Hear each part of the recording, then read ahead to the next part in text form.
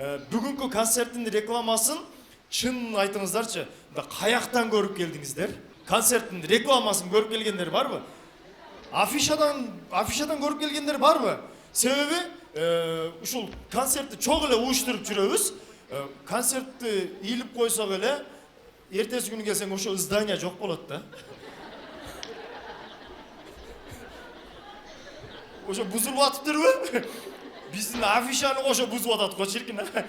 Жаман бузуп атат да, чаңытып эле. Дадабай атага кирип чай чейин десек, Дадабайдын алды жок го.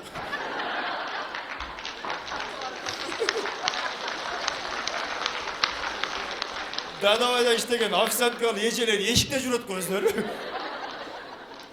Дадабай иштеп атты эле го кечеле дедим. Дадабайдын мурду гана, алды гана.